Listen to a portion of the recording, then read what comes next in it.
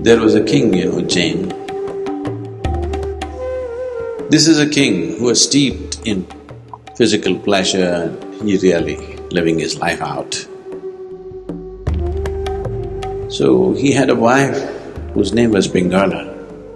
Then Pingala said, if two hearts have fused into one, then this is how it'll be. So, on the next hunt when he went, he wanted to check this out.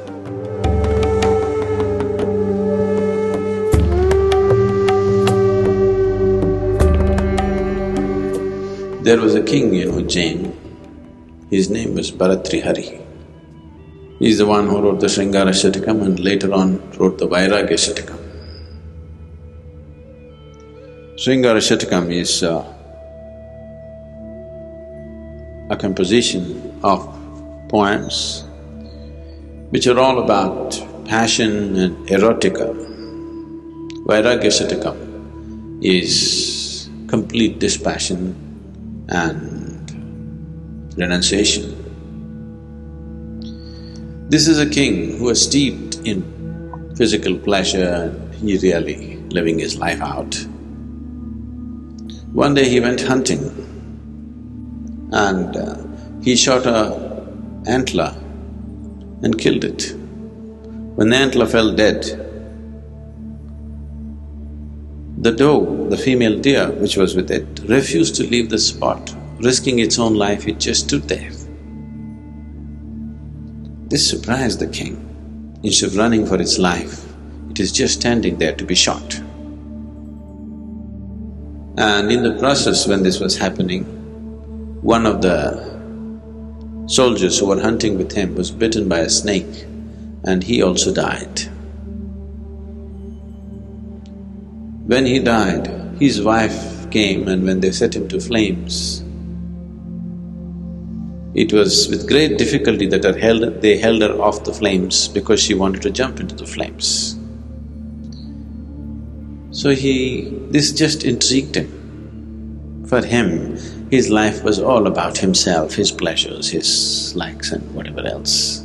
When he saw this doe and also this woman wanting to jump into the fire, this confused him. So he had a wife whose name was Pingala. So he was talking to her and said, today these two things that I witnessed somehow have set my whole mind into confusion. Then Pingala said, if two hearts have fused into one, then this is how it'll be. This is a natural reality. There's nothing amazing about it, there's nothing intriguing about it. If two hearts have really become one in their experience, this is how it will be. Very matter-of-factly she said this. So this further intrigued him, his wife also saying this. He has 500 women, he cannot understand this. So, on the next hunt when he went, he wanted to check this out. What he did was, he bloodied his clothes with animal blood and sent it back to the palace. And it was announced to Pingala that the king died, he was killed by a tiger. So when she got these bloodied clothes, she put it in a heap, she bowed down to it, then she did go and lie down on it and she simply breathed her last, she died. When he came to know about this, it completely disturbed him so much that him whimsically trying to test her like this and she actually gave up her life. And then he dropped his kingdom and he became a sage and that's when he produced the Vairagya Shatakam, a great work of poetry. This is the nature of the feminine, that consequence is not the important thing.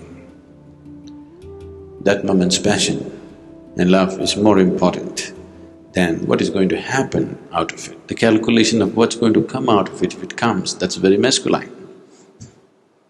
Masculine is always thinking about the consequence. The feminine doesn't think about the consequence, it's about what matters now. What you think or what somebody thinks is not the nature of the feminine. What one feels is the nature of the feminine. Should it not be tempered with thought? Yes, it should be when it comes to material aspects of life. But when it comes to life itself, if you are not feminine, then you cannot enjoy it. So this is the nature of the feminine, that it is capable of going beyond itself. Only that which is capable of going beyond itself is eligible for a spiritual process. That which wants to protect itself is not eligible for spiritual process. The Shambhavi is something which can inflame the feminine in you. Because if you don't keep yourself aside, it cannot happen. It's not something that you do, it is something that you allow. That's the most beautiful aspect of Shambhavi is you cannot really do it. Only if you allow it, it's like a flood. If you try to do it properly, technically, nothing will happen, because the practice itself doesn't do anything. If you allow it, then the innermost core, which is the basis of creation, finds full expression.